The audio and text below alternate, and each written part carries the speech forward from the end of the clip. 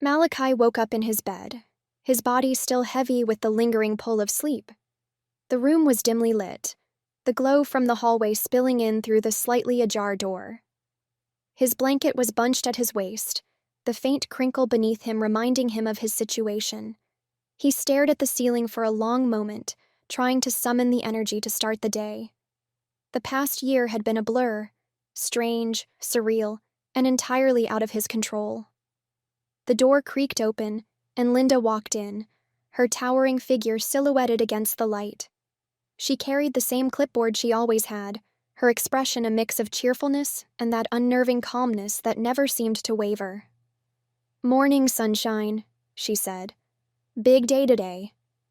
Malachi rubbed his eyes, sitting up. "What's happening?" he asked, his voice groggy. "Do I finally get to leave?" Linda's smile shifted, becoming something softer, almost sympathetic. "Not exactly," she said, sitting on the edge of his bed. "I think it's time we had a little talk." Malachi's heart sank. "A talk?" "Yes, sweetie. You've been here for almost a year now, and I think you deserve to know the truth." Linda adjusted her clipboard, her eyes meeting his. "We're not human, Malachi. Not like you, anyway. We're an alien race, not so different from humans in some ways, but we're taller, stronger, and faster. We've evolved beyond certain limitations." Malachi blinked at her, his brain scrambling to process what she was saying. "Aliens?" he said, incredulous. "You expect me to believe that?"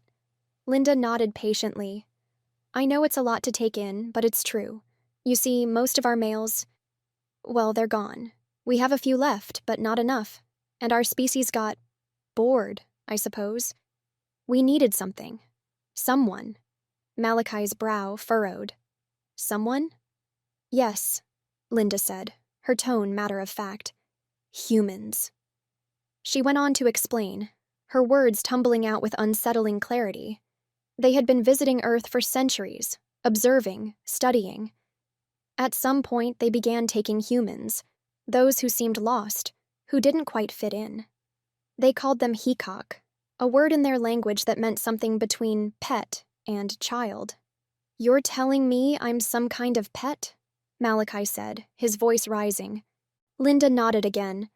"Think of it as being part of our family. You're important to us, Malachi.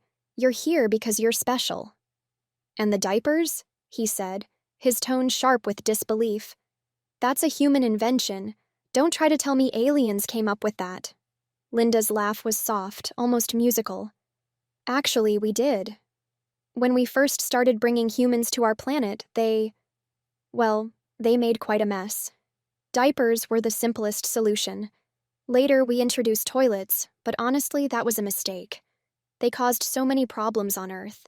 Potty training humans was more trouble than it was worth." She paused, tilting her head as if considering how much more to tell him.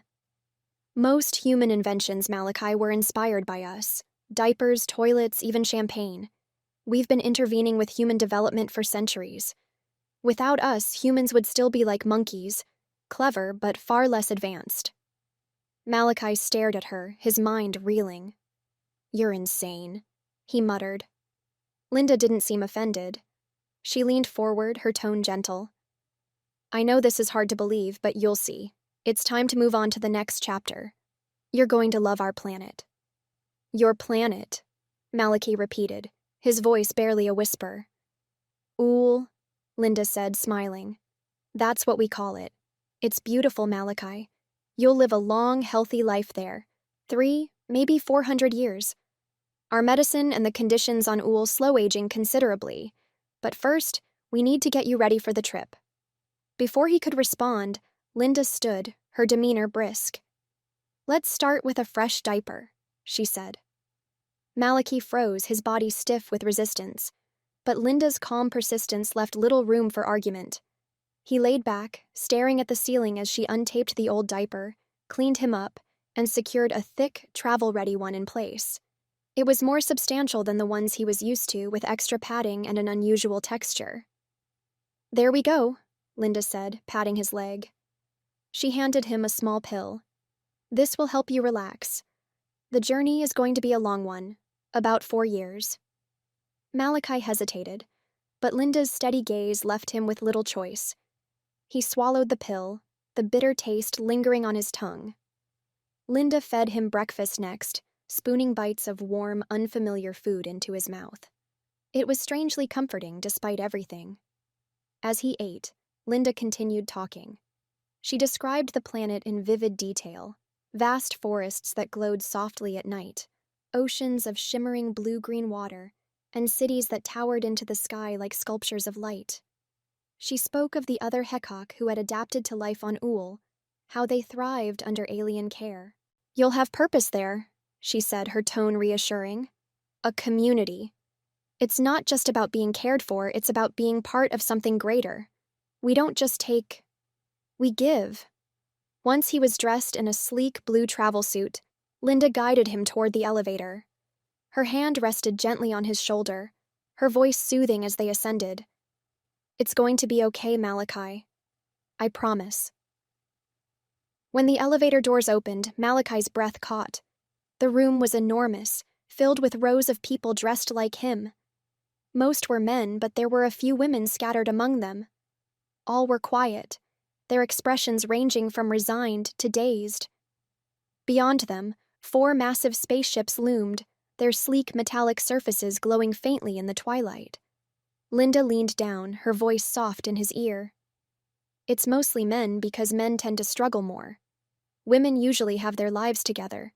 We try to focus on those who need guidance." Malachi nodded numbly, his eyes fixed on the ships. He followed Linda as she guided him onto one of them, her hand never leaving his shoulder. Inside, the ship was cavernous, its walls lined with strange, futuristic seats that resembled oversized car seats for children. Tall, graceful aliens, all female, all strikingly beautiful, moved among them, their movements fluid and purposeful. Linda helped him into a seat, securing him with a harness. "Just relax," she said. "This is the start of something wonderful."